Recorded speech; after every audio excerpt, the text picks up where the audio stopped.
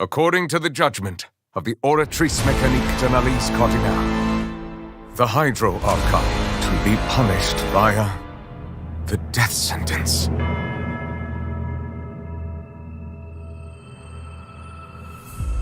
You and I both know that there may be issues with the Primordial Sea. Everyone on the street who happened to be close to the water didn't have a chance to escape. As the water levels rose, they suddenly disappeared. Shouldn't gods be all-powerful? What's done is done. Just trust in me, your Archon. Never mind whether you can truly convince yourself to or not.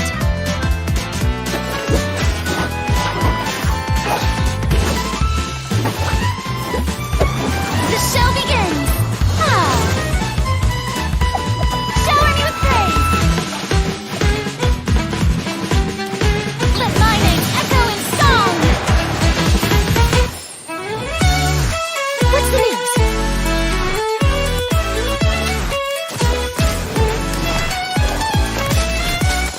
Say cheese! Breaking news! I know you're not a local, but I'd avoid getting too close to any water that looks strange all the same. There's something ominous about it. Well, the water, I mean. The prophecy.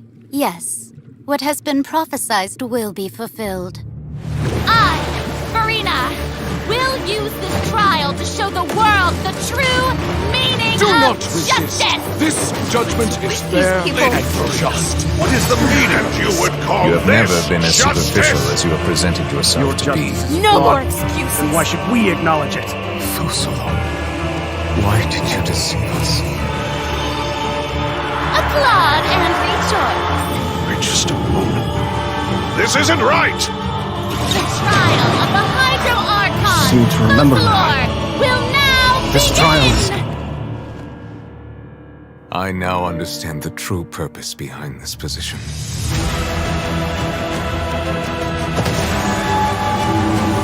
You are a devious one, Fusalo. Everyone's dead. Papa, what should I do? The prophecy that you've been fretting over should now be in full swing.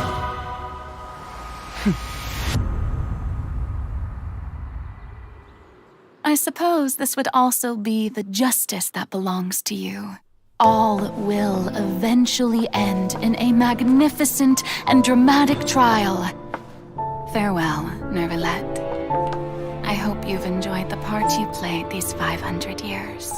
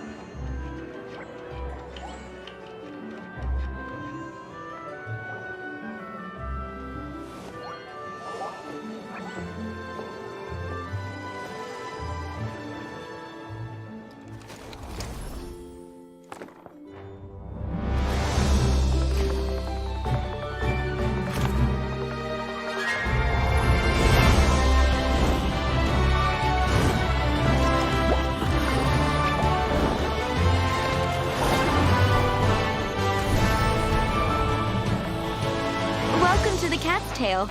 Ah, what a nice surprise.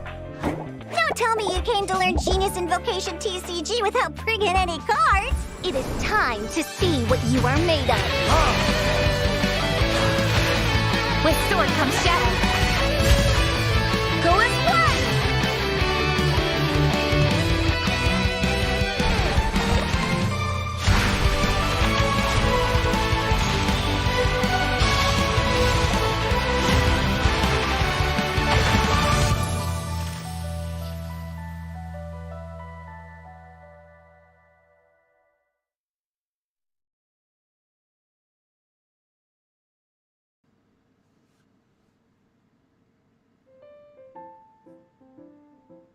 Welcome everyone to the Season 5 Cat's Gathering Asia Finals.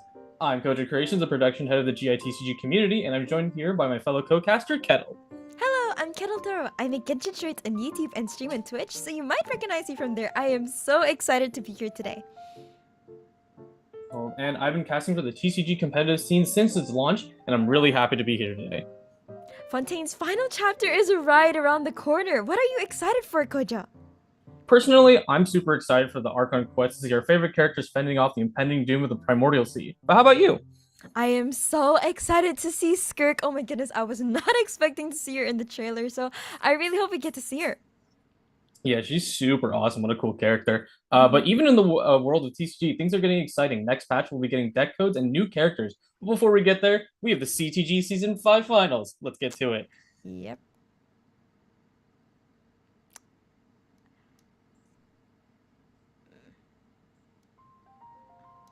All right, so the Cat's Gathering is a Hoyoverse Genius Invocation TCG competition hosted by Genshin Impact Tavern. And today is the finals of the Asia server, where the top 4 contestants will battle it out for the top 3 places in a series of best-of-3 matches. Our contestants have come a long way, not only defeating the top 16 players, but also a grueling week of preliminaries where they've run through 35 rounds and fought many opponents. And today's matches will decide once and for all who will be crowned the champion and walk away with the grand prize of $1,000.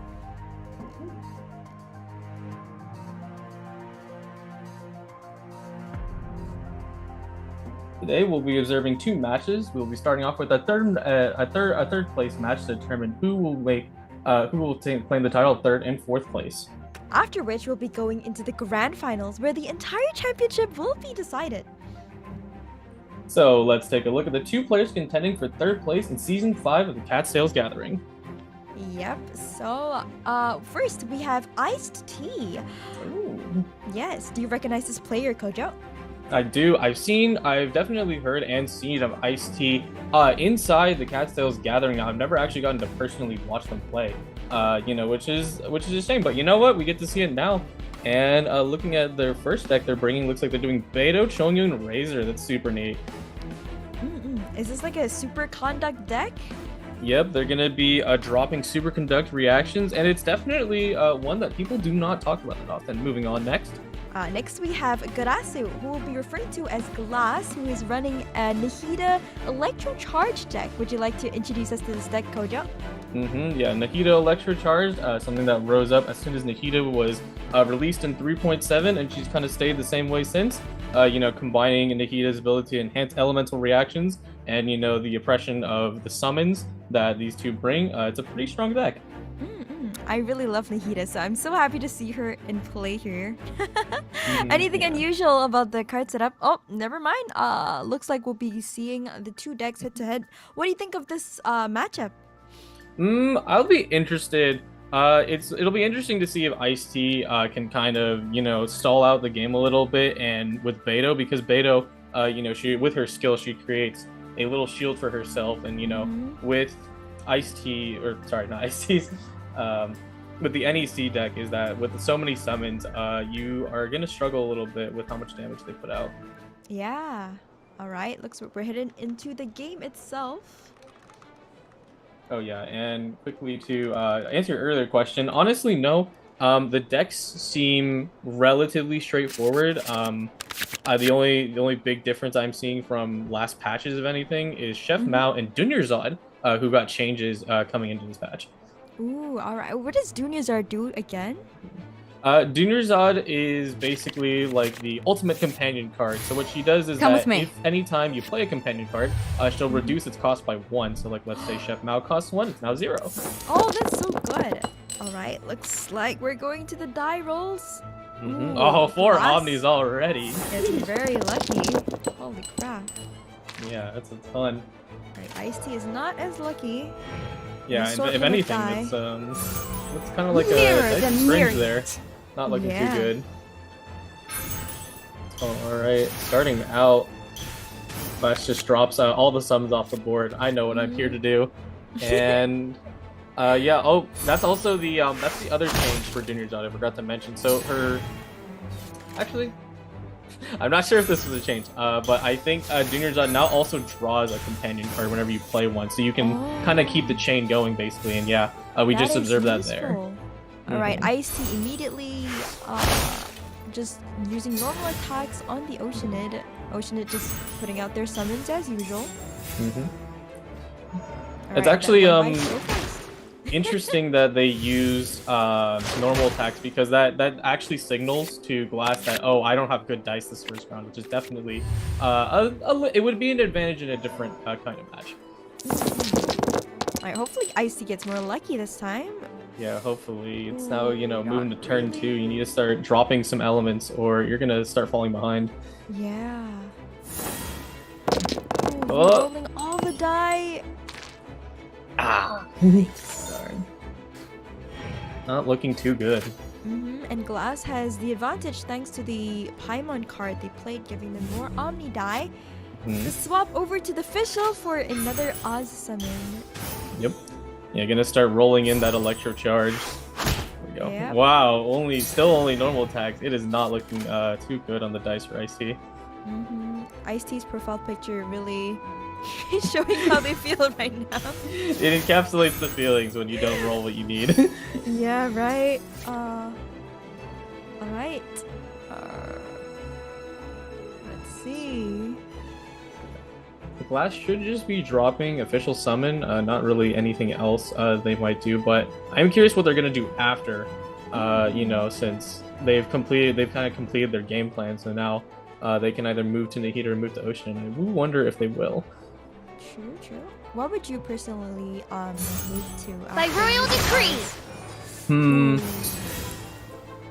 Personally, I think that's a tough question. I might move to Nahida just because I want my Dendro getting out there, getting her burst started, because then I can really put the pressure on Ice-T to, you know, start losing characters. And just as you predicted, the swap over to the Nahida. Ice-T with a Beidou burst active now. Playing more companion cards. Looks like they might just let Beidou take the end turn damage. Yeah, the end phase damage. It is a shame that they weren't able to drop. They were able to drop one skill, but no, not even. I'm being very silly. They didn't drop a skill at all, so they just used their burst to apply electro to Glass's characters. That's not great. It's unfortunate, but they made do with the die that they had. Yeah, absolutely. Yeah. You know, even though I've been really mentioning, like, you know, the dice being 4, you know, Ice-T did the right thing. You gotta get Beidou's burst out now, because she's cooked in right about now, actually, I think. Oh my goodness, was that a 5 cost skill? Beidou goes down from the summon damage. Yeah, no, she's going down immediately, thanks to not only Nahida's Seize, but the Bloom reaction. And Chunyan is already on 6 health. This is not looking very good for Ice-T, but maybe they can bring this back with the Razor Chunyan combination they have, along with the extra damage from Beidou's burst. Yeah, as much as I've been, you know, kind of like, you know, ragging on the dice, they are doing, you know, what their game plan is supposed to be. Get Beidou's burst out and then start going ham on Chunyan and Razor as much as you can. Oh my goodness, look at Glass's die. Glass being home in Hyrule City. Oh my goodness. Yes. Alright. Ice-T is acting first. Yeah, and that's definitely a good thing, because Glass actually has him in a pretty terrible position, having Nahida on field as well as the Seas of Skanda both apply to Razor and Chonyon. Oh, interesting. Oh, Machitake meat rolls? Yeah, minty meat rolls sliding in. Whoa, whoa. Well, yeah, that is the power of Chef Mao. Once you play a food card, drawing more and generating you an extra dice. Yeah, that is so strong, actually. That is so strong. Yeah. And Oh man, go ahead. You can even tune the food cards to help with the dye problems. Yeah, absolutely. I was gonna mention that because I hate to come back to it, but even here, Ice-T is forced to normal attack on Chonyon, which you really want cryo at this rate. Yeah. So. Yeah, they really want their field out at this point, don't they? Yeah. Yeah, just in general, I mean, start proccing reactions, but also so you can have your infusion, because if Nahida decides, oh, I'm just gonna snipe you out of the game, Razor's kind of screwed. He's a lone wolf, but not for long. True. Alright, looks like Glass is thinking about what to do here. Yeah. Yeah, I did mention Glass potentially going for knocking out Chonyon, but that isn't possible, of course, since we can see their hand, but... Yeah, you're right. They both players do have an Eater card, though. Unfortunately, Ice-T is pretty low. Committed to memory! Yeah. Character without the use of the Eater card. Ooh. The extra damage from Nahida's spell. Yep. Yeah, just reapplying seeds, smart thing to do, and you got millions of dice more. Probably gonna drop a burst, honestly. I'm expecting it. Did Ice-T just tune their Lotus Crisp? Yeah, they did. That is unfortunate, because... Unfortunate. Yeah. They really oh. need those die. Oh! Even the Woven. That was so painful to get, though, but a necessary sacrifice. Yeah, absolutely. Yeah, you gotta drop your skill now, or it's gonna be too late. Actually, yeah, that's probably why they did it, because Nahida now has knockout on Chonyon, so... True. Alright, Nahida also has her burst already. Is Glass going to use it? Yeah. Now, the interesting thing is why Glass is probably slowing down here now is because they're starting to realize that, I may be able to finish off Chonyon, but Razor is sitting in the back, and, I know, if they've studied this matchup a bit, they know that IC is going to be running Covenant, so they can drop possibly an extra attack on them later. Oh, smart. So Glass, do you think they're doing the math on whether they'll survive? Yeah, and most definitely, considering the situation, so let's say Nahida drops her burst right now and Regal Stunning, which, well, there you go. Ooh, there goes Chonyon. The Scourge of Evil. Alright, it's all up to Razor now. Can Razor bring it back to the one-man team? Let's see. Nahida is definitely in danger. Oh my. Oh, that super conduct was huge. It was great. AoE damage. This might hurt a little. Oh, that definitely hurt a little. Oh my goodness. Yep. But looks like they're actually gonna they might just let Nahida take it, so. Oh, Eagle card. There it goes. Yep. Good conservation. Ooh, they might have messed up their math. Oh, did they? Yeah, so the thing here is that they... Well, actually, no, not really, because, I forgot. They use the I haven't lost yet, and I would assume you want to go to burst next, but they actually do have to play that so they can generate energy for themselves.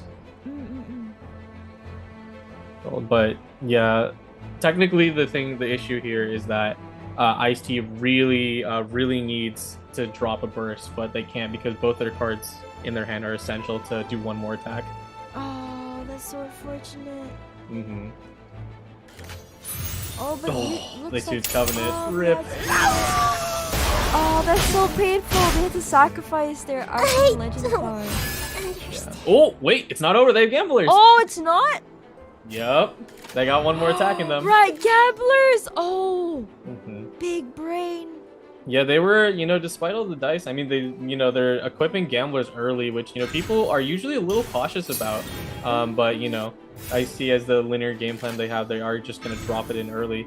And yep, there it goes. Are you ready to see this? Attack coming in for the Oceanid. Boom. Ooh, and then get ready for it. Damage. Boom. leaving Oceanid on only 2 health. Oh my goodness. Yeah, this is actually incredibly dangerous, and if I'm not mistaken, thankfully Glass is going first, but I think if Razor outlasts whatever Oceanid Fish will throw at him, it's actually game over. So yeah. Right. This might be the final round of the game. Yeah, I think actually right now Oceanid does not have burst ready, so they can only do 1 damage, and they don't have a quick way to go to Fischl. Only 1 damage. Oh dear. That is Wait, scary. no way. Yeah, they immediately went to their cards. They're like, okay, I need to draw something now. This is looking dangerously close. Oh my goodness. Ice-T managed to bring it back, and they finally had a good set of die rolls across this game. Yeah, with finally. 2 Omni, 3 Electro. Yeah, right now. Ooh, yeah, that's why Glass is kind of holding back. It's like, oh man, this might be it. Yeah, Glass is really thinking. It looks like they didn't get quite lucky with their card pulls there, unfortunately. Yeah, no. If they had a quick unfortunately swap or something. I can't quite tell what that card is in the top in Glass's hand. It's 0. Sweet Madame, yeah. Looks like they're dropping on Fischl. They might survive one more. Ooh, nice. Hash browns. Uh-oh. What is that food card? Well, it's hash browns, and they're gonna give Oceanid 2 HP. Oh, that is huge. Yeah. That is huge for Glass. When we start doing the math, maybe Razor might be able to break through. Nope. Maybe. Razor on 1 health. If only they had some form of healing. I'm surprised Glass didn't play the hash browns, but looks like they're not worried. Where's the pure land? Yeah. Oh, just 1 off. So close. That's my Sweet goodness. Madame won. Glass game in the series, leading them closer to 3rd place. Oh my goodness, Koja, how did you feel about that match? That was more close than I expected. You know, I kind of expected, with the really early dice rolls to really bring down Ice-T, but and Glass consistently high rolling. It's just like, oh, I have all the dice I need. Who needs to play the game? Me too. Yeah, I thought it was looking so bad for Ice-T, but they brought it back, and I was so impressed. That was so close. Yeah. If they gotten slightly luckier, I really think they might have brought that game home. So hopefully they'll be able to take the 2nd game home, so we can get a game 3. Ooh, yeah, perhaps. Yeah. I am excited to see what they might be playing for the next game. So. Me too. All right, looks like we're gonna be getting to see their cards very soon. Yep, All and right. here we have Ice-T with an Agent Electro Charged comp. Yep, Allegiant Electro Charge. Now, the thing to point out is that I think most of our audience is familiar with this deck, but the thing to point out is that the Hydro artifact is in there, which I'm just going to call a 5-star Hydro artifact, and that is not something you run in decks like these at all. Oh, why? Generally speaking, our elemental artifacts are just hard to run because they cost so much, and people is just like, why do this when you could run like Sumeru City, which is right below it. Oh, yeah, interesting. Let's see how Ice-T makes use of that artifact. Yep. All right, and then we have Glass running Noelle, Dea, and Ito. Classic. One of the new emerging decks from this patch, Din for Dea, Ito, Noelle. And this looks pretty standard, minus the thing that we got to saw last game, the Dunrazad and Chef Mao engine. That was crazy. I think the last game really exhibited how strong Chef Mao can really be. With all those food card draws. Yep. I'm really excited to see Dia for the first time today. I've never seen her in a competition so far. Are you like, did you enjoy Dia a lot from like your story quests and stuff? Oh yes, I love Dia. Dia is so great. Yeah, she's pretty awesome. I love the mercenary type in like fantasy games. Yeah, I love the character. She's so wholesome. She really is. Yeah. What do you think of this matchup? Sorry, go ahead. What do you think of this matchup? Let me think. I don't know. I haven't been able to observe many Din games, and like and I even tried the deck, and I'm like, man, do not enjoy this that much, but it will be interesting to see. You know, if these are both like very they're slower decks. They're able to build up a lot of healing or shields, and I don't really know who is gonna be able to outlast who, honestly. I see. Yeah, because the Dia Ito Noel deck is quite dependent on sustaining. Am I correct? Yeah, no, most definitely. It's not as crazy as the Barber version, you know, because Barber can actually heal you, but Dia's Fiery Sanctum really does put in work by reducing, by eating away 1 damage and pushing it onto Dea instead. Yep. And there it goes. Just as you said, speak of the devil. All right, and I see Rolling Tubby and Lotus Crisp. Looks like no early Chef Mao's or Dooney's Arts this time. In the image of the wilderness. Yeah, honestly, once again, Glass is showing the Asia High Roll, as we call it. They are just getting they're getting everything they need to get. Yeah, that is the threads of your fate lie in my hands. I can't completely discredit it though, because Ice-T is also kind of high rolling. They got their 1 agent talent, and Tubby and Worf, which is kind of all you need to get the game started. What does the agent card do, the talent card? I've heard it's really important for this opposition. Why is that so? Yeah, the agent talent card, super duper important to this deck, because what it does is that, you see that little shield icon on the bottom? Yep. Yeah, that is stealth, and it reduces the damage you take by 1. And instead of only having 2 points of stealth, you get 3 points of stealth, and your normal attacks become pyro damage. Oh, that is strong. That is so good for the sustain. Alright, again, Glass with a ton of die at their disposal. Ice-T a little more tight on their budget. Yeah, most definitely. Right now, looking okay. No, what? Odd, reveal thyself! Really? Did they just tune a die with the agent card? Yeah, they just tossed it out. They're like, I don't need this. Okay. Yeah, and I'm no hesitation as well. They were just like, oh, there it goes. I guess the rest of the cards are not important to them. Ooh. Yeah, and I'm checking back on the deck. I'm like, it's only 1, so that you're never seeing it again. Contamination must be washed away. The swap over to the Oceanid again for potential more summons. Looking at, I'm really shocked by that, because every time you see Agent EC, you see that talent pop up and people are like, oh, let's go. I wonder what they value in their hand that, like, you know, really matters that much. That's true. Maybe they really value the healing cards, or I have no idea, to be honest. Right. Ooh, swap back to Dia, probably to tank the end phase damage from the summons. Yeah, absolutely. Yeah, thanks to the crystallized shields that they've obtained, as well as the Fire Sanctum shield, which won't protect Dea, but I mean, it's still on there. True. Could you run us through what Sumeru City does again? Yeah, Sumeru City is actually, and I completely don't blame people, because even I'm terrible at using the card. But Sumeru City, basically how it works is that when you have, it works off the numbers of the cards in your hand and the dice you have. So if you have less dice than cards in your hand, you reduce all your skills by 1 dice.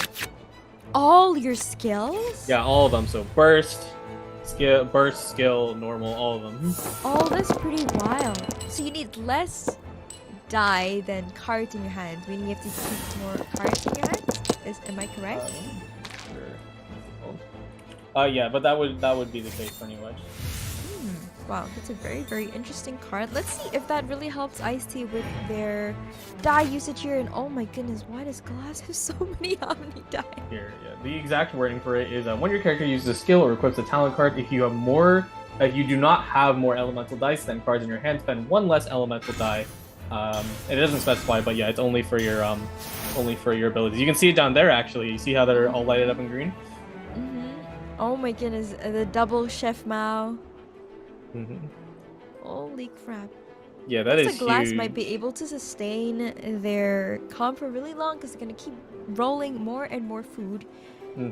Hopefully Ice-T's poke damage will be able to overwhelm that.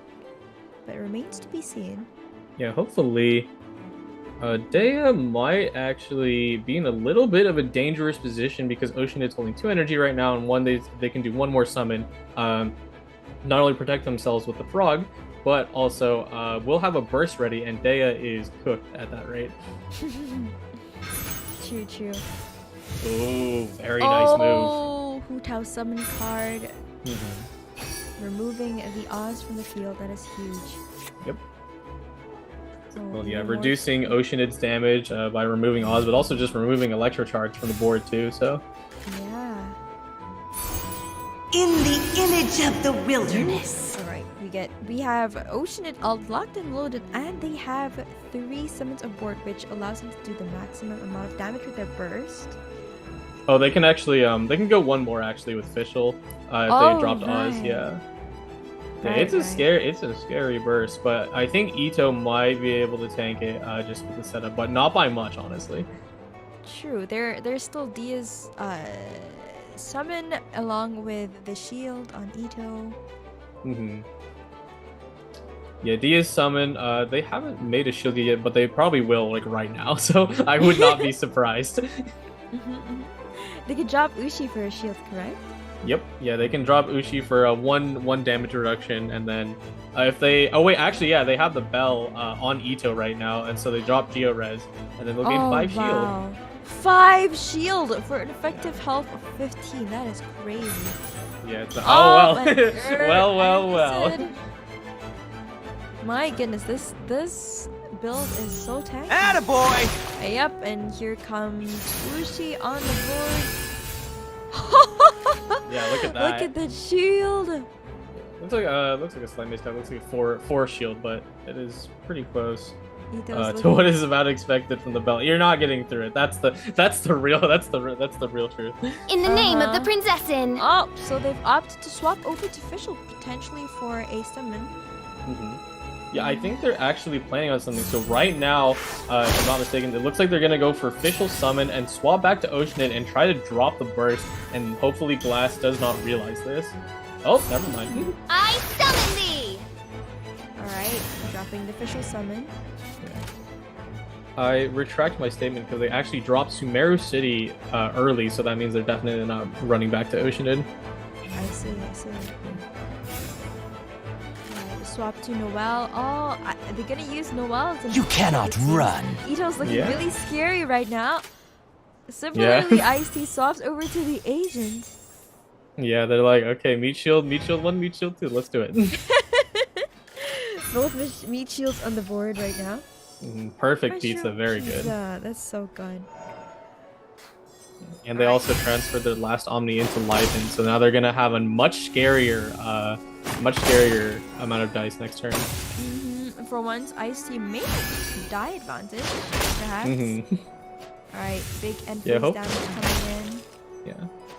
Very nice. They were actually able to get the Oceanid summons, the frog, get it to proc its damage, because it doesn't do damage unless you hit it, so... I see. Okay.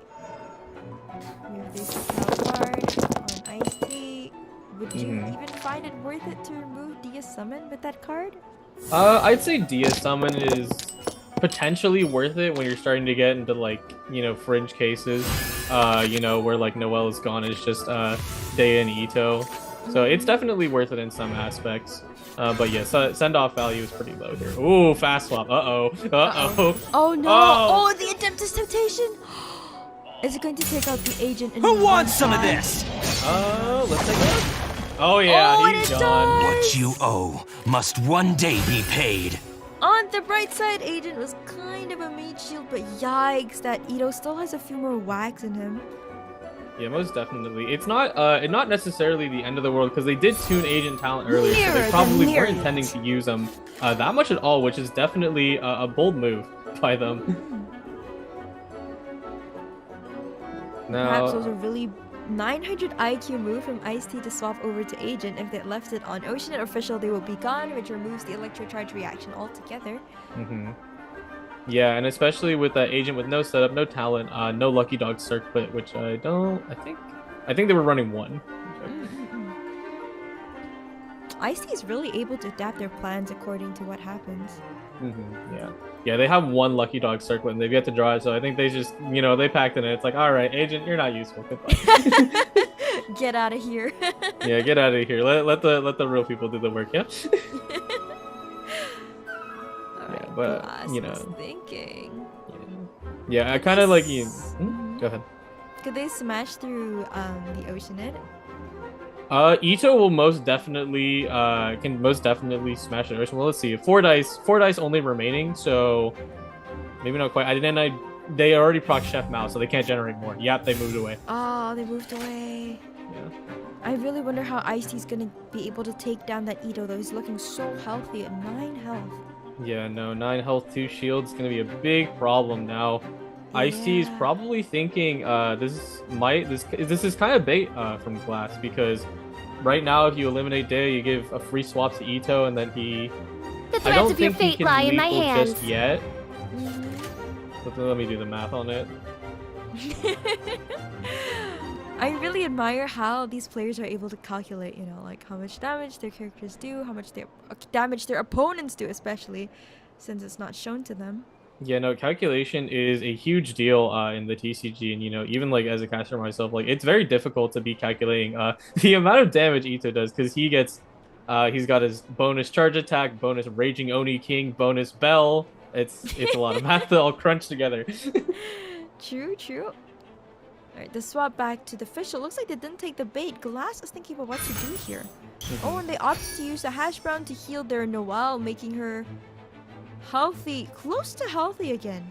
Yeah, no, definitely a good move from Ice-T to sacrifice, like basically put official up for sacrifice, and then if they don't take the bait, then they can reapply Electro Charge right here.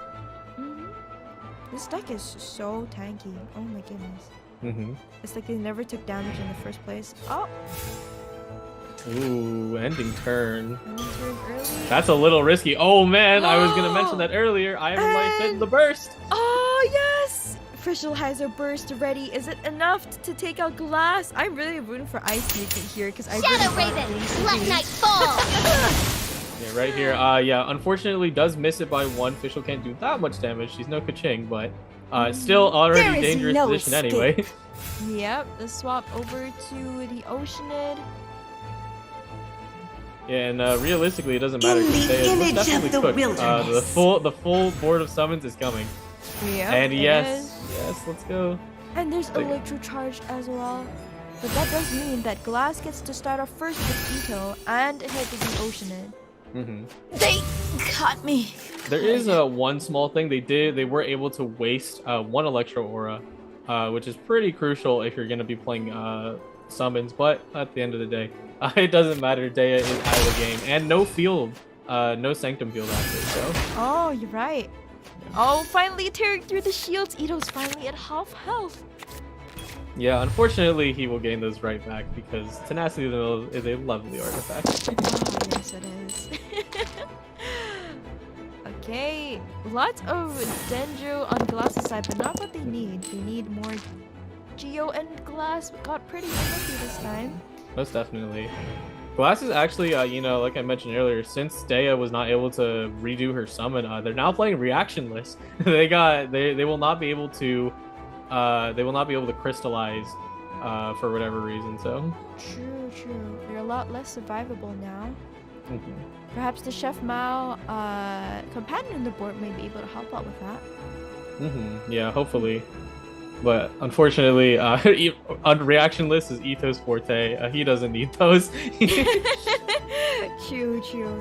Just typical Geo things. Yes. Alright. Very smart. Oh, extra shields for Ito. Yeah, Glass is definitely holding up, making sure that Ito does not go down. Looks like they're actually going to opt to probably attack on him, which is a bit bold, because let me think. Would Adeptus chew through this? I wonder. Let me think. Right now we have... Okay, while Koji does the math, looks like Ice-T is thinking about whether to burst with their Oceanid here. I wonder if they're doing the math as well. Yeah, they probably are. Because I'm pretty sure. Let's see, 2 base plus 6 is 8, and then you add Adeptus, which is 3. So 8 plus 3 is 11. Ooh, elemental skill up from Ito. Oh, and there goes my math. They just gained 2 more shields. 1 Nushi and then 1 from the bell. No Geo Impenetrable. Oh, okay. Here comes the Adeptus Temptation. Ooh. The big burst. The rising waiting for. Good enough. What? Oh my goodness. 4 damage, but left him on 1. Left him on 1. Oh man. So close. That is an Ito moment for you. Yes. Glass barely hanging on by a thread here. Do they have heals for Ito? Do they have more shields? Cool. They won't be able to generate any more shields, so they better run away to Noelle ASAP. So. Glass is looking a little low on. Really? Oh, they're up to sacrifice Ito. It looks like they're hoping that Noelle could take this game home. I'm kind of shocked they would do that. It's not completely unbased because Glass does actually have both the bell and tenacity, so they can just re-equip Noelle right away. In fact, I think they kept the dice specifically for that. Unfortunately, all the die are not the correct element, so they might have to use the remaining cards to tune it. Yeah, unfortunately. So it looks like they're going to drop just tenacity right now. And dropping it, like, yeah, very smart, very smart. The top minds at work here. Yeah, always, making the best of their situation. It is a shame they couldn't equip the bell, but also Lotus so that they can make sure they survive the incoming last few Oceanid summons. Yeah. Both players looking quite low. Yeah. And nail-bitingly close. Yeah. Consider, the thing about Chef Mao, like he works off of like, you always using food, gotta make sure you stop by the restaurant, eat lots. But there is a limit to how many you have, and I have to imagine at this rate they may have used a bit too much of their food, so they might not be able to utilize it anymore. You're right. Meanwhile, Ice-T is pretty stocked on their pantry, feeding their official mushroom pizza. Yeah, and to top that off, they also have Favonius Cathedral. They can play another one. There we go. Yes, and here comes the Favonius Cathedral. All right. Looks like Ice-T is a lot more sustained, but Noelle, does she have self-sustain? Yeah, she should be able to shield herself up, and she can also do pretty comparable damage with her burst, but like I said, with the food, if I take a look here, Adeptus was spent, Lotus Chris, both of them were spent. What else was spent? The pizza was spent. I think they're sitting on like 3 food cards. Oh, look, there's one.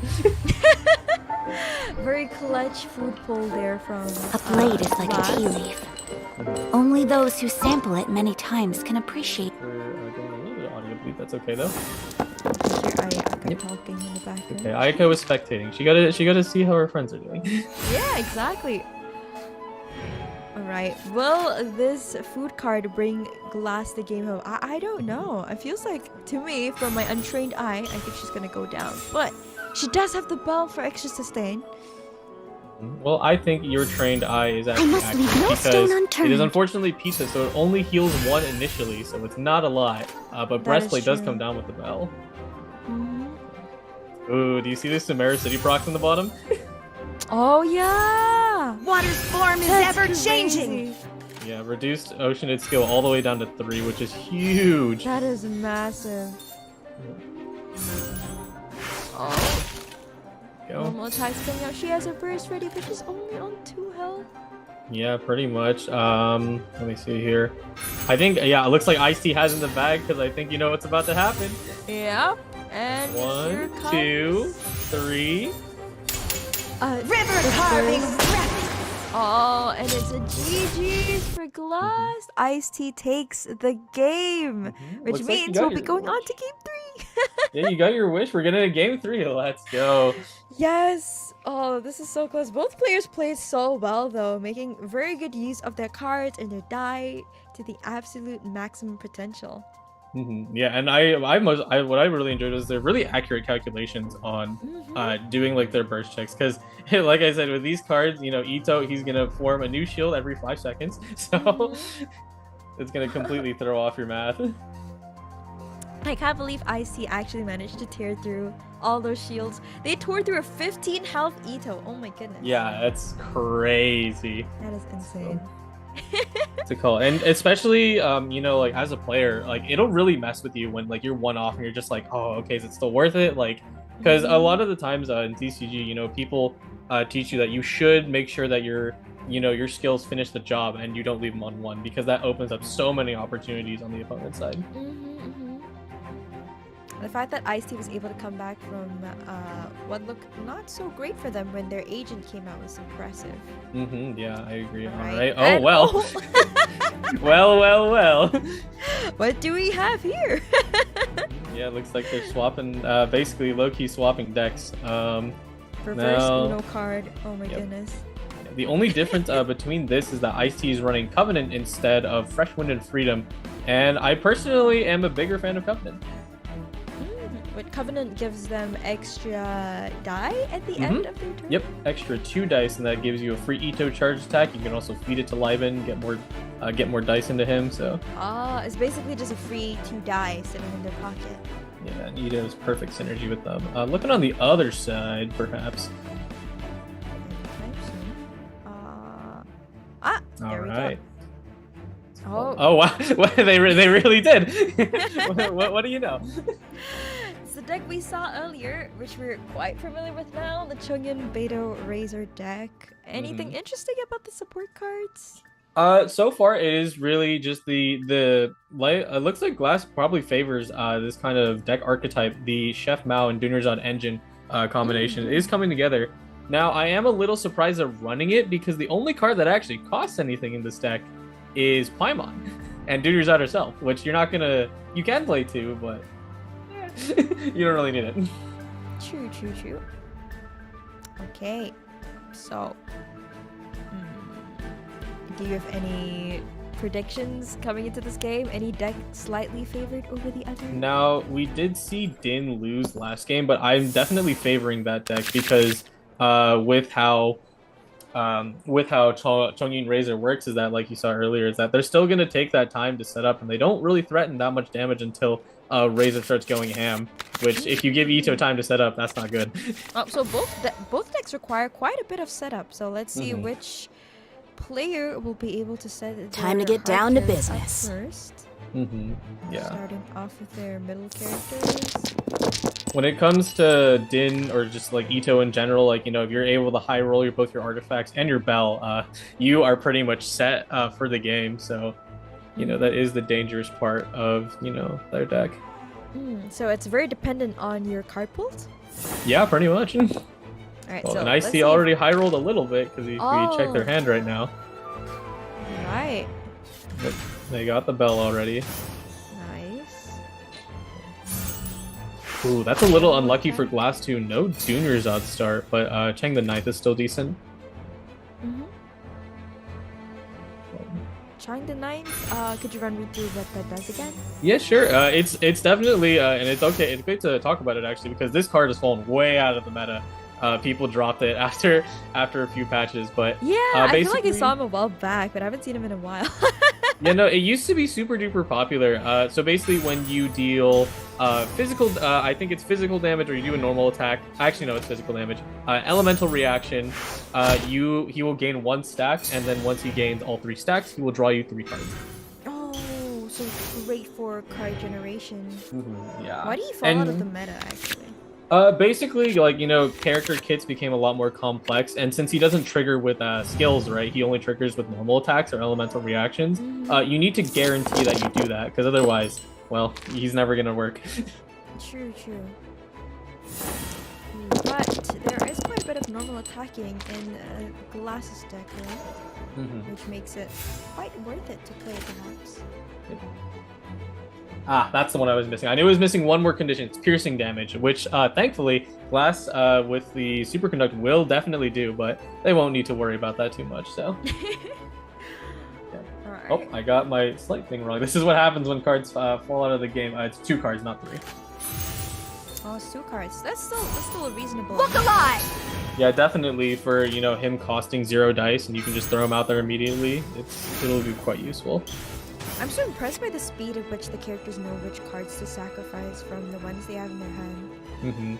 Yeah, that's definitely one of the skills to learn the TCG, and like honestly, like one that I definitely struggle with is that, you know, especially when your hand, you know, looks like, you know, it's like everything you need. It's like, oh well, I don't want to get rid of this. Yeah, it's like, is it even worth it to get rid of this? Should I just play support cards? Should I just not attack? Oh, so many Step things aside. to think about. Ito's back in town. Yeah, Oh, and absolutely. looks like Ito is on the board, but Beto's burst is also ready. Yep. I am curious if they'll actually do it now because they don't have the best dice. They have to tune their whole hand, or not their whole hand, but a good majority of it to actually get their burst out because Beto is a 3-cost burst, so. True. Right, Glass is also thinking about what he just said. Should they burst? If they don't burst, what could they do? Just play support cards? Yeah, pretty much. Well, there you go. They're gonna drop the support card, and Double now shift now. no room for support cards. So. Oh, you know what's really funny? Yeah, well, what's up? Look at the HP difference. Oh, yeah. Glass's board is entirely on full HP. Yep, Meanwhile, that's pretty. Dia's looking a little unhealthy. Oh dear. Yeah, Dia's definitely looking worse for wear. That was the other thing I was probably I was thinking about pointing out. I'm like, you know, they kind of face tank with Dia, which isn't wrong, but it's also a bit dangerous, as we saw in that earlier match, right, where when Dia went down, no more protection from the field and no more reactions. Yeah, oh dear. So it looks like Ice-T, if they're not careful, might lose their gear early and therefore their protection. Okay. Yeah. Going into the next round. Yeah. And, you know, thanks to Superconduct dealing piercing damage, Dia going down is very realistic, so. Oh, yeah, you're right. Along with the fact that she takes extra damage, right? Whenever Yep, that too. She absorbs their damage for them. Like Yeah, the she might. selfless being she is. Yeah, she might be a little too selfless here in this case. It gets a little dangerous. True.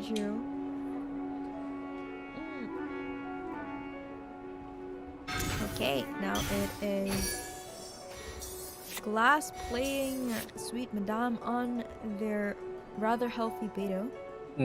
Yeah. Just dropping the Sweet Madame to proc both Chef Mao's, generate more dice for themselves. Yeah, they did technically get unlucky because Chef Mao's dice are random and they did not roll any Electro, so unfortunate. Yeah, that's unfortunate. At the same time, though, I don't think they need to complain too much because look at the disparity between these two players. Yes, Glass again with the 12 die. And a lot of fire die if they choose to swap over to Chongyun. Yep. Yeah, they're not gonna try and do the funny roll strat where you play the Legend of Vanessa in their hand and try to roll for Electro. They're just gonna drop it out. There we go. Yep, and here comes the Beto burst. Let's see what Ice-T does. Attaboy! Elemental still Ushi on the board to help mitigate some damage. There we go. Ooh, yeah, this is looking a lot nicer, unlike the game we saw earlier, because now they can even get Shonyan rolling, too. Noelle is out now. Ooh, I wonder why they swapped to Noelle. Is it for meat shield purposes? Yeah, most definitely meat shield. Since Beto's burst is out, both Chonyan and Razor become big threats. So they kind of watch out for how much damage they're taking. I see. Yeah. Ooh, honestly, I'm a little worried about. I must leave no stone unturned. I'm a little worried about Ice-T here because Chonyan right now can actually land 2 normal attacks if Ice-T plays Legend of Vanessa. Oh yeah, you're right. Which would get Chongyun their burst, correct? Yeah. Not only would it get Chonyan's burst for next round, it also proc Chang the 9th on the side. What else? Let me think. Yeah, no, it's gonna be. Oh wait, I just realized something crazier. They can do 3 attacks. Oh. There we go. The Minty Beatles! Oh dear, that was just Chongyun his burst. Boom. And the Electro Charge reaction bringing Dia down to 3 health. She only has 3 health states left. Oh dear. I was thinking of a different line. They were able to land 3 attacks, but you know they dropped the mini rerolls, and now it really solidifies it in that Chongyun he's gonna bring the heat. This is looking pretty dangerous for Ice-T. dropping the bonus cathedral and the beloved Vanarana card. Don't worry, when I say Vanarana, I'm technically not pronouncing it right either. So there's a little debate between the other casters. Like, well, how did we pronounce Vanarana? I don't know. Vanarana. Yep, close enough. Oh boy, I think it's coming. Legend. Here comes the Covenant. Oh my Is god. Noelle? Oh yeah, oh yeah. 2 health only. Never mind. I am a disgrace. Conduct. It is Wait, just I don't know. Yeah, and Ito. Oh, this is not looking good at all. Yeah, And thank they goodness. Still have Razor. And they still have Chongyun's burst. Yep. Yeah, pretty lucky here that, you know, Minty Meat Rules was changed all the way back in 3.5, but, you know, otherwise Chongyun would be able to actually attack again and just close the game. Yeah, that would be terrifying. Some end-phase damage coming out, but it's only 2. It uses a Cathedral, too, to make sure Dea at least survives a little bit more, but I think at this rate, you're in a bit of a checkmate situation. Yeah, let's see if Ice-T can bring this back as they did in the previous match, but it's not looking good. Ooh, that dice is not a great sign. Oh, wait, never mind. Never mind. Leave extra from Vanarana. Varna. Vanarana. It's There we okay. go. Vanarana, yummy. Ice-T gets to start first. Yeah, honestly, right here, as much as it sucks, I think you need to stick with Dea, because with Chongyun Burst and Ito applied with Electro, he's really not going to last that long. Yeah. Oh yeah, we realized that too. Is Chongyun just gonna normal attack and finish off Dea? I think, yeah, you're right, actually. Most definitely, he will actually do that, because Dea doesn't get protection from her own field, so... Oh, add insult to injury. Yikes! Yeah, this is looking like a GG for Ice-T. Well, yeah, they're definitely doing a little bit of math in their head just to make sure that the calculations are accurate. Because they don't want to screw this up. Looks like they go for a normal attack instead. Yep. Crunch. I've done messed. Leaving the burst ready for Ito. Ito doesn't even have his burst ready. Do they even have the Ito card? No, they don't. They can't use Ito on Ito. Well, that's actually it's a shame, because it's good that you pointed it out, because that actually that might have given them a chance to win the game here. Yeah, right. It might have given them yet. that very needed burst, but looks like they're gonna need one more turn, which is a turn too much. Yeah. Oh man, they have to throw away everything just to play the Bell combined with Geo Resonance, so they can at least get themselves Force Shield. But I don't think that's enough. Oh, Wind and Freedom? No, Legend of Vanessa. Sorry. Oh, Vanessa. Oh no, the Legend of Vanessa double combo. Look at how many dice they got now. Submit for judgment. Crazy. Oh, 3 health. Can they even burst? They technically could if they used all their die, but they wouldn't be able to attack after that. Yeah, it's so unfortunate. Icy actually basically conceded here. It's like, yeah, I lost. Yeah.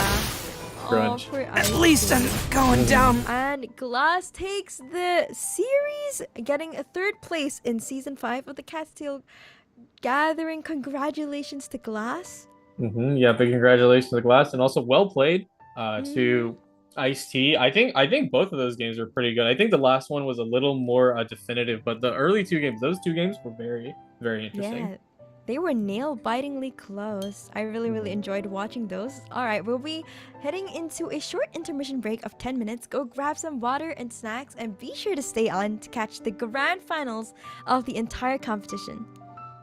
That's right. We're heading to a break, and we'll see you guys soon.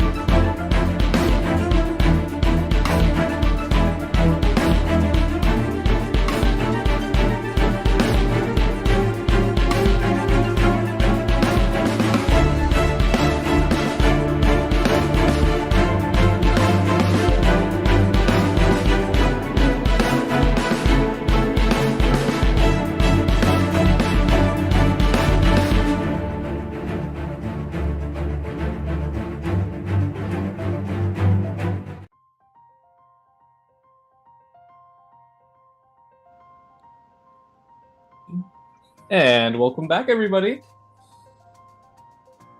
Yep, we're about to head into the grand finals. I hope the games will be as riveting as the ones we just saw. Yep. So cool. I am excited to see. I was already pretty pleasantly surprised from the starter games, so I will be interested to see what first and or second place have to bring to the table. Well, one of them's going to be crowned, so. The third and fourth place matches were already so close and nail-biting. I can't wait to see how exciting the finals will be.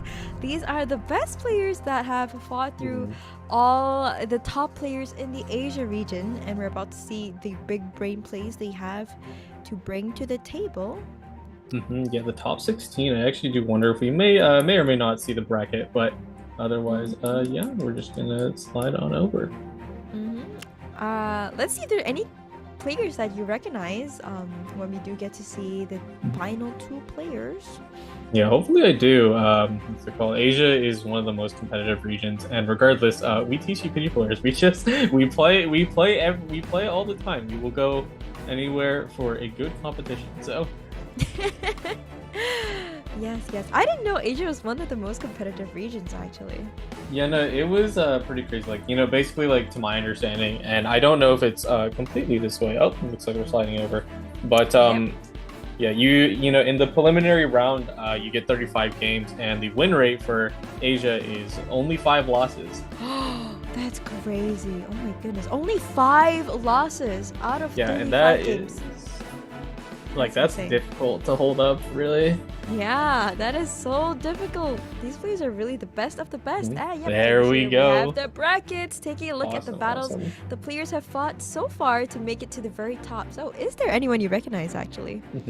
Yeah, from the, specifically just like, from natively Asia, I can see CJR, I can see the Kremlit, and I can also see two particular players, TFT Beanie as well as Quagsire Fan. Those are both people from the Europe region who are very, very skilled players.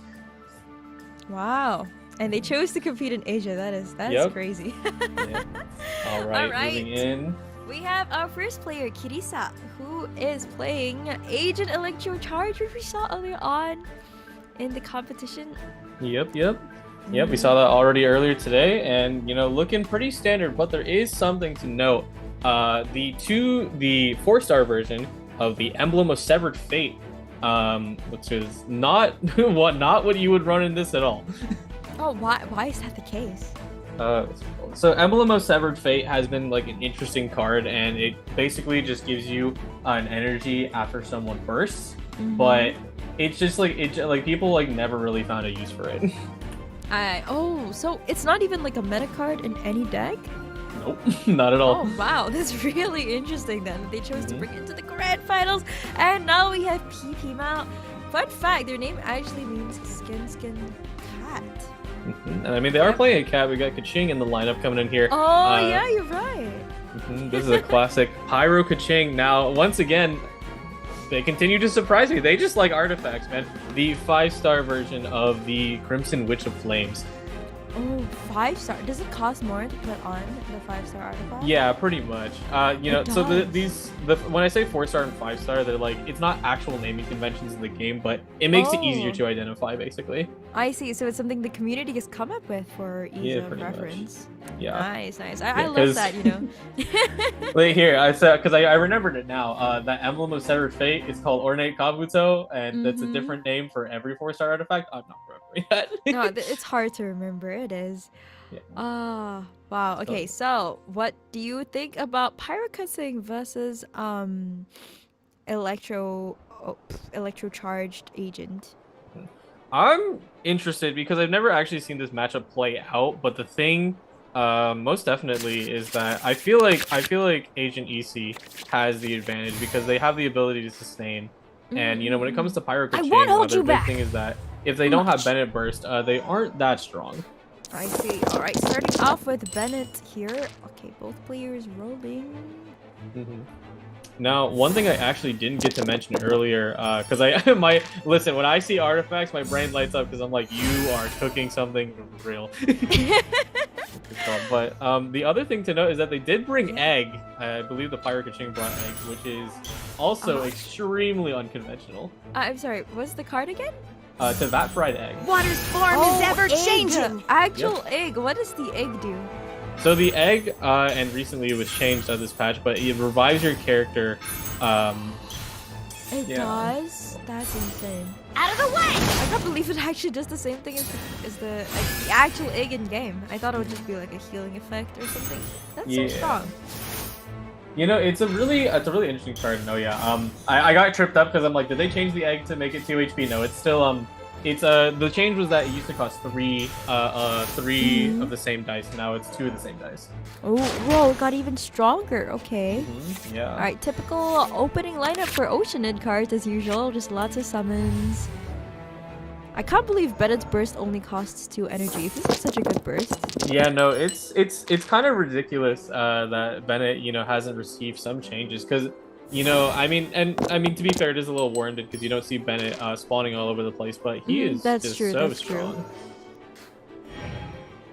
Now, the interesting thing to note here is that they actually are making usage of the Crimson Witch of Flames and Sacrificial Sword on Bennett to, you know, get way more dice value for each time they use a skill.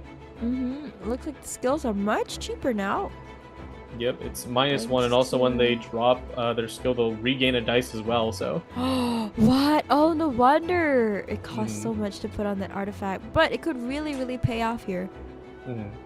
Yeah. What's it called?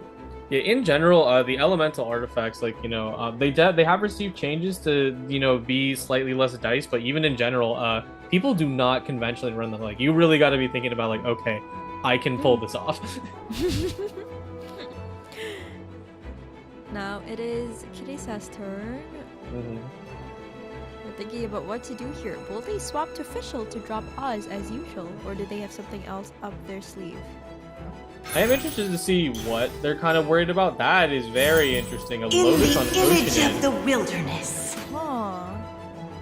Is it to just minimize the damage on the Oceanid? That is pretty interesting. It should be, yeah, like you said, like just minimizing the damage. Because Bennett actually does deal 4 with his skill now, so that is going to be a little bit of an issue, but not to the point where I would throw a Lotus at it. Well, let's see if that pays off in the long run. Teamwork is dreamwork! Boken the Boken, yes sir. By royal decree! Oz is out.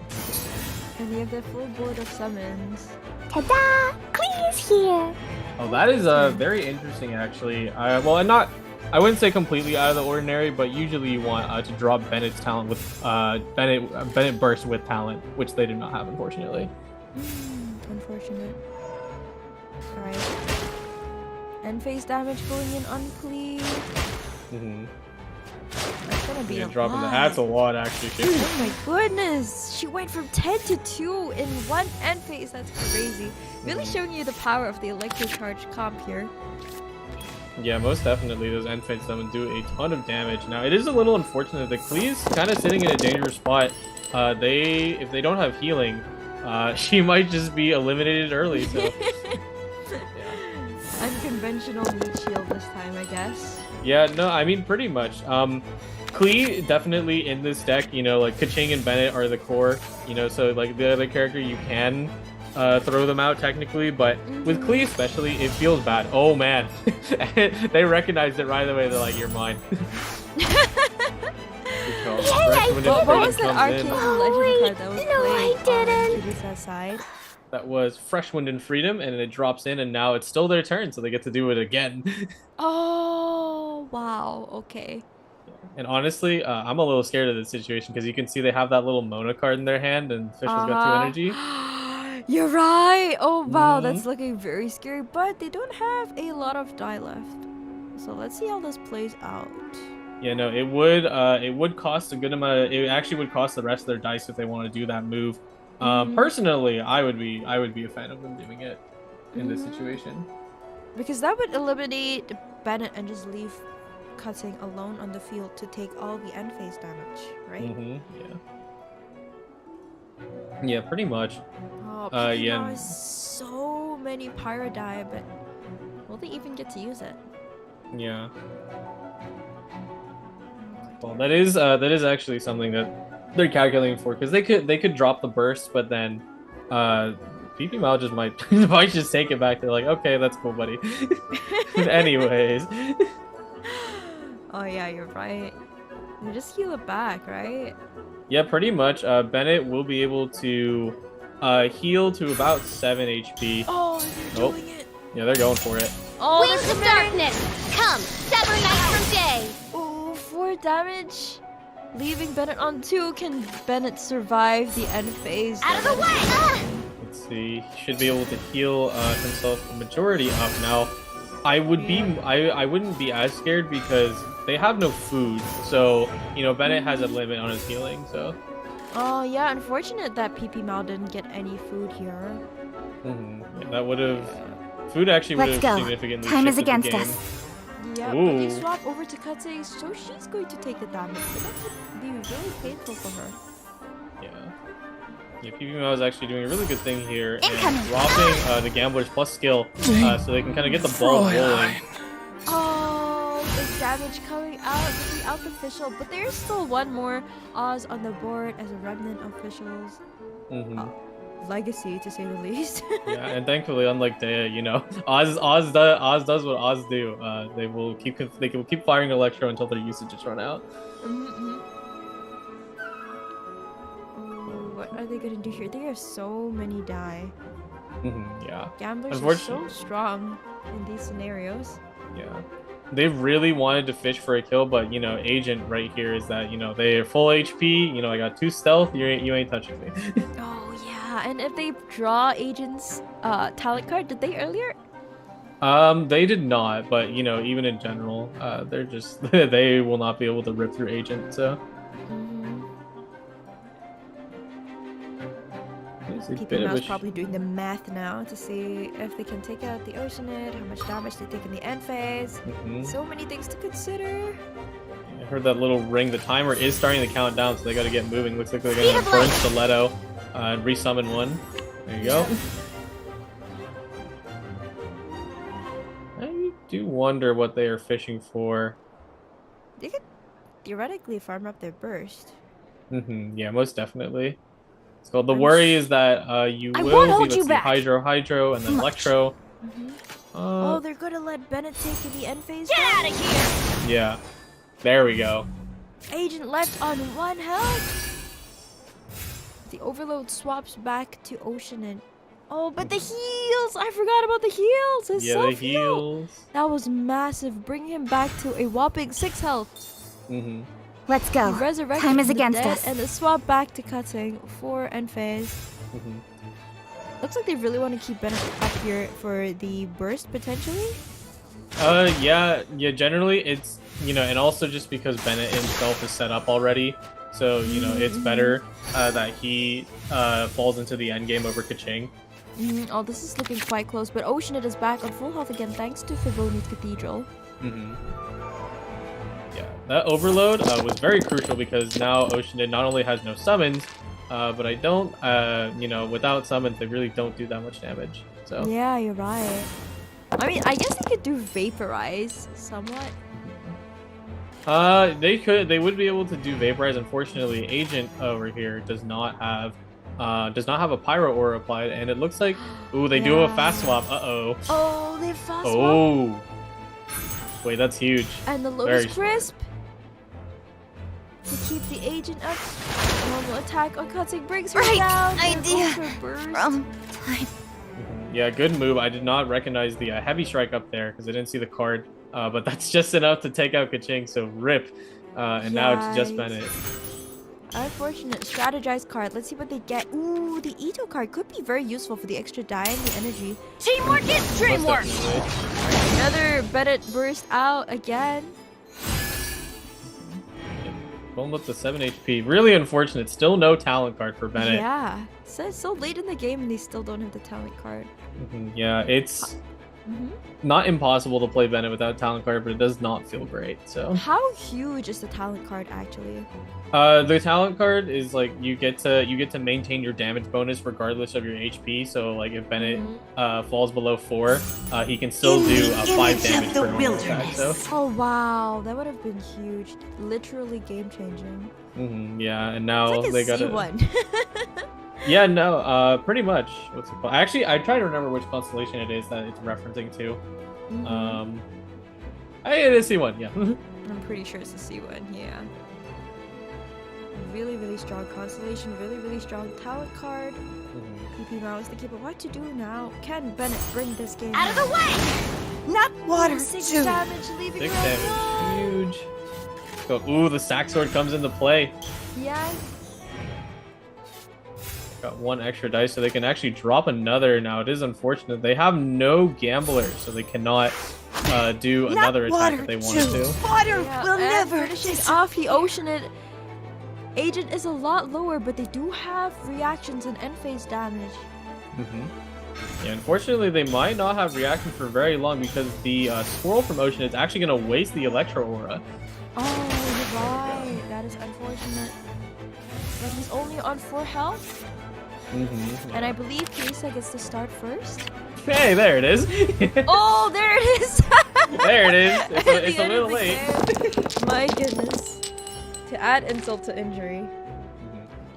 It's not completely over though, honestly. What's it called? Right now, Asian is not threatening a ton of damage because there's no reactions on the field, and Bennett will start to heal up. You're right, you're right. This is looking pretty dangerous for Kirisa, unless they have some form of sustain themselves. Do they have any sustain? Doesn't look like it. Unfortunately, they don't. One thing to, generally speaking, like I would be more favored into Agent in this scenario, but the thing is, Agent actually doesn't have stealth out, and so without stealth, they actually lose damage. Oh, they do? Yeah, they do. Oh yeah, you're right. Because stealth also lets them do like 1 extra damage per hit. Is that correct? Yeah. Yep. So right now they better skill, or they're gonna have a tough time in this situation. Skill would help them reapply their stealth. Is that correct? Yep. They'll get 2 stealth, but also let me think. Actually, yeah, this is a dangerous scenario. The mushroom pizza for the sustain. Okay. No escape. This is a very close game of 2 pyro characters. Yeah, 2 pyro 1v1. characters. Yeah. Yeah, Bennett went on an adventure. You did not expect this. Oh, but Agent does quite a bit of his of damage with his burst, correct? Yeah, no, Agent does a ton of damage with their burst. I'm going in! And hopefully they are able to. Actually, yeah, I think you're right. That might seal the deal with Agent Burst. Oh wait, do they have enough dice? Uh-oh, I don't think they do. Oh, okay. Oh, nice. Yeah, Super City allows us to play the Elemental Burst! Which Let's go! That was a clutch Super City. Wow. Yeah, that's Oh my super goodness. duper clutch. Otherwise, they wouldn't. They actually would have lost that if they didn't have that. What an amazing use of the card. I never thought of using it, for like that one time last hit. Wow, that was very close. Yes, Congratulations to Kirisa for winning the first game of the finals. Yep, GG's. And we're moving on to the next one soon. I'll be very interested to see what changes this time. I'd say I really thought that Bennett was gonna bring that home there, actually. Yeah, no, pretty much without any of healing cards of your own, Bennett can sustain, but not for too long. So True. Not against a big burst like that.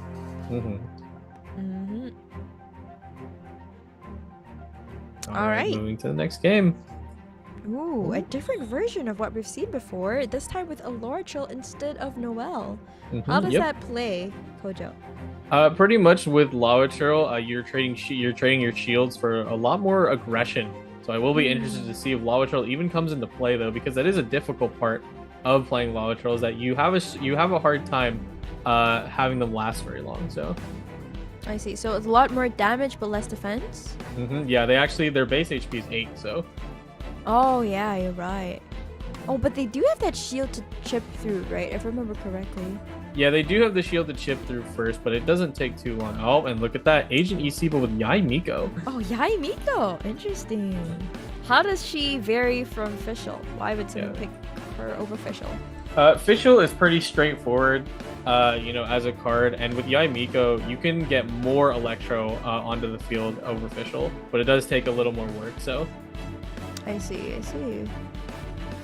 Interesting. So instead of Oz, we'll be seeing more Seisho Sakura? Yeah, most definitely. All right, sliding into the match. Yeah, the other thing is that... Oh yeah, you know, it's too bad we never got to see Emblem of Severed Fate come up. Oh yeah, we didn't! I'm excited to see that, because basically the theory is that, like, if I take a look at their version of Emblem of Severed Fate, because they have the 5-star version, so... So... This is a lot of sustain versus poke again. Yeah, pretty much. Can the sustain out-sustain the poke? I wonder. I do wonder indeed. Oh, that's that is not what you want at the start.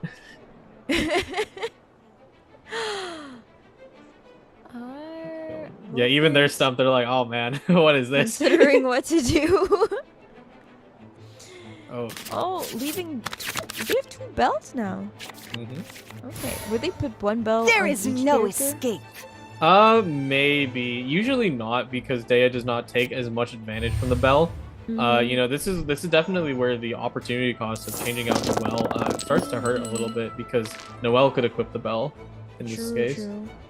Well, is a double bell to increase the odds of pulling the bell, because it is pretty important, right? Yeah, pretty much. And like we can even reference that in the ancient talent card in the other person's hand, because whenever someone runs just 1 copy of the card, your chances of pulling are so low. So.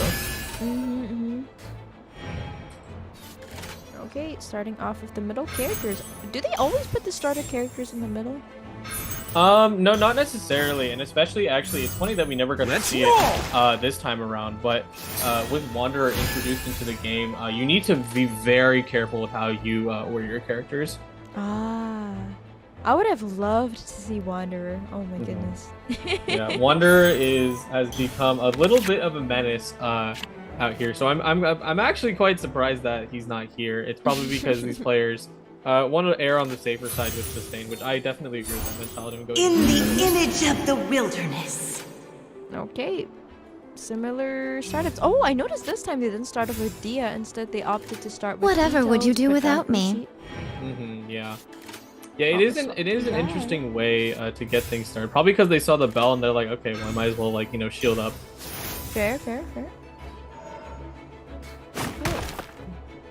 Now we have Yai Miko on field. Yep. That was a pretty fast first turn. Yeah. It's actually, oh, you know what? I think they started Ito on purpose. Oh. What was the purpose of starting with Ito? The reasoning they started with Ito on purpose is because since Oceanid isn't going to do direct damage, they'll actually avoid getting a Hydro Aura on him early. Oh. That is so smart. That is genius. Auras, like elemental auras on your characters, become way more of a big deal than you realize. Let's get it on! Yeah. You're giving your opponent free damage. Yeah. Oh my goodness. Right now. With the 900 IQ character placement. Right. Yeah, and here, like, technically you're wasting another Hydro Aura on them, so that's nice too.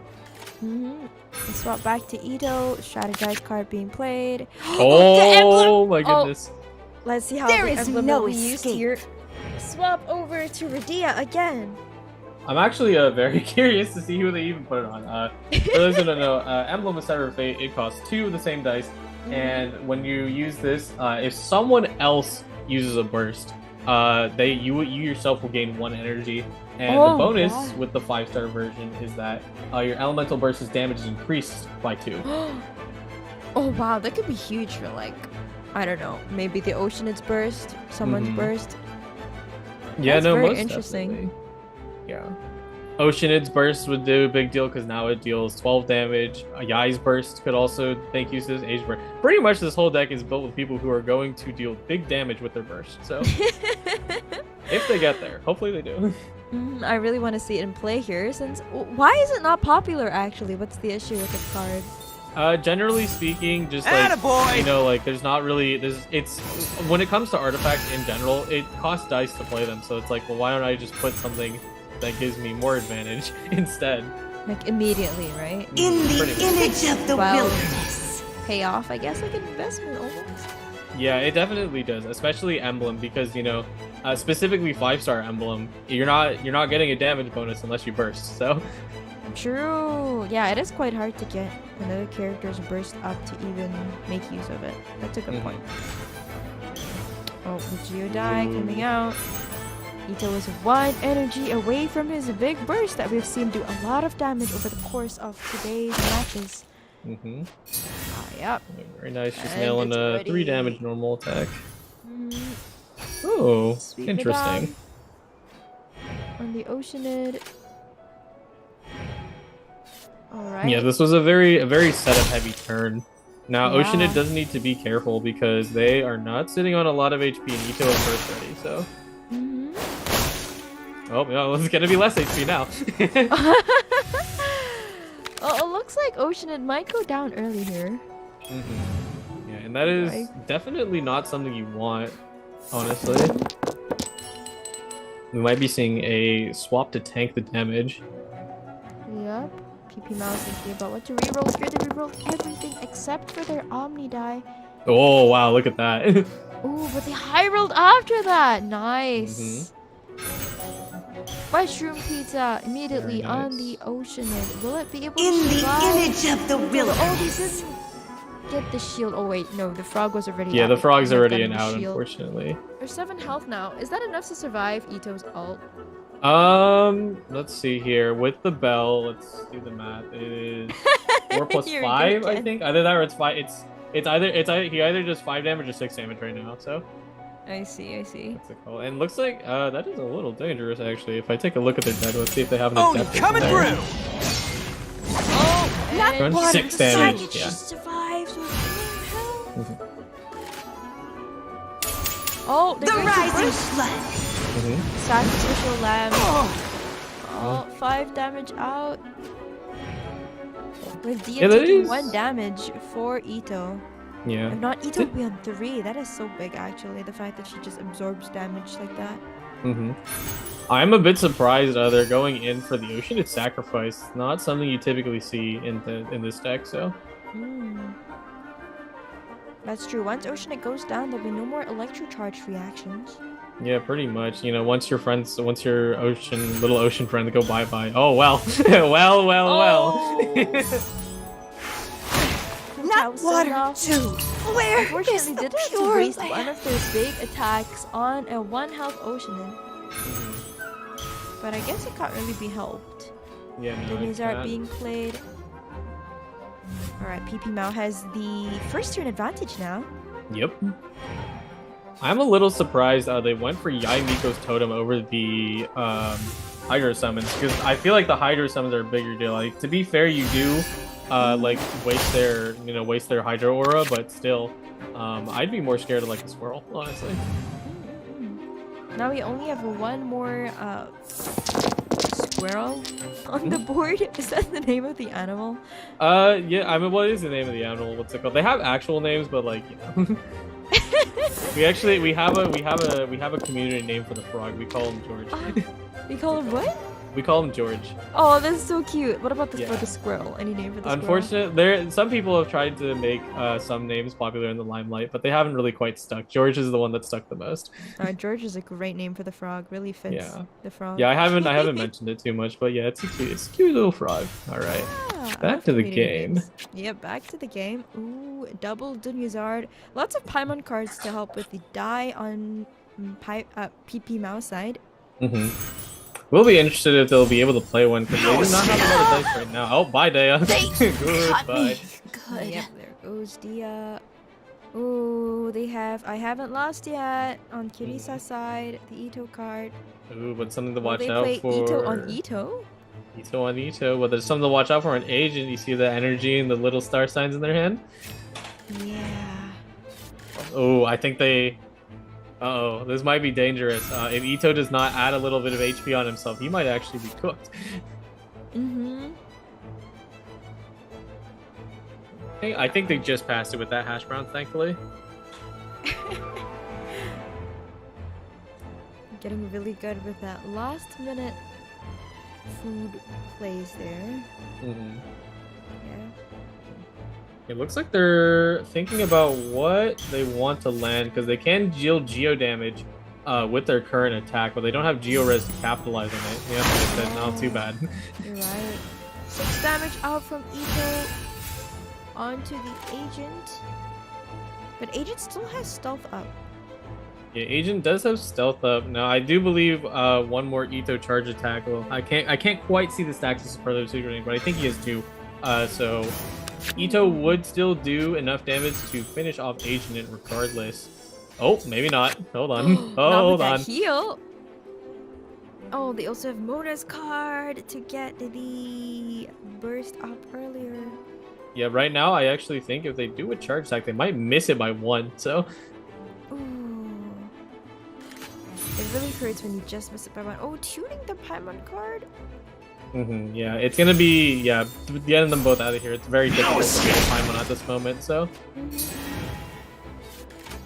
Now Ito's shields are finally down. He is finally exposed. But he has so many die. He's gonna be able to attack more. Oh, just by right. 1. 1 health. Cool. Can't It's actually finish him off. It's actually such a shame. Agent could have finished off Ito here, but they don't have enough dice. Yeah, they don't, and they don't have anything in their hand to give them any die, do they? Yeah, not at all. Guys, Whatever would you do without me? Oh, let's swap it back to Yaimiko.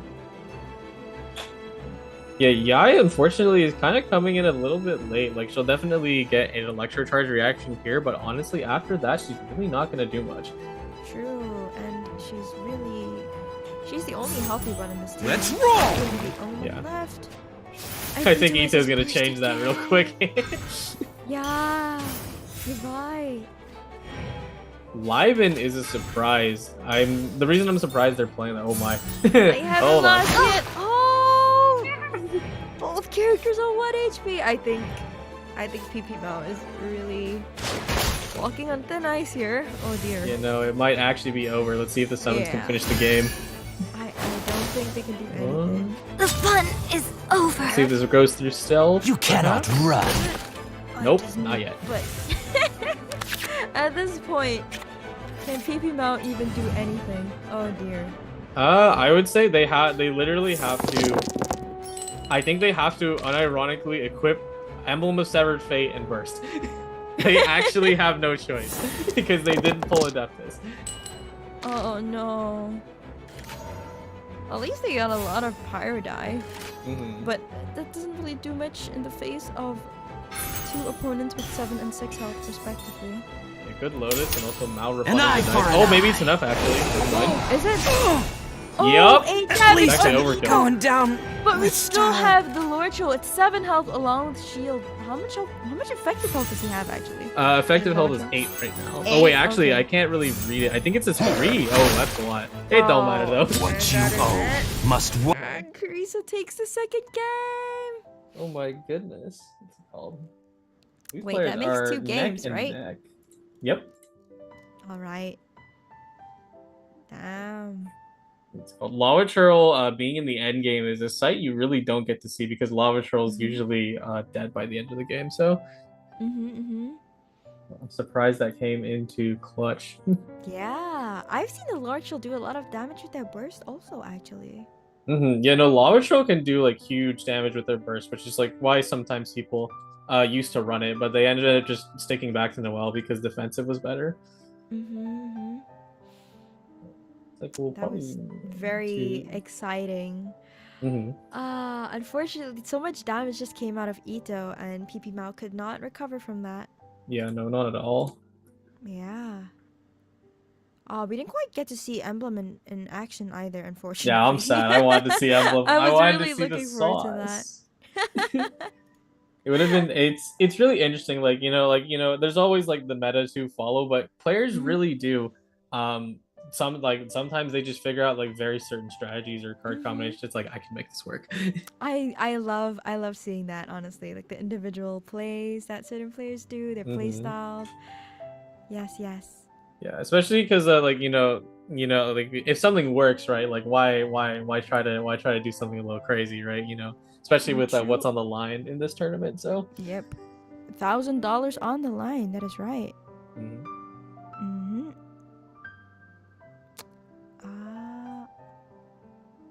Should be moving soon.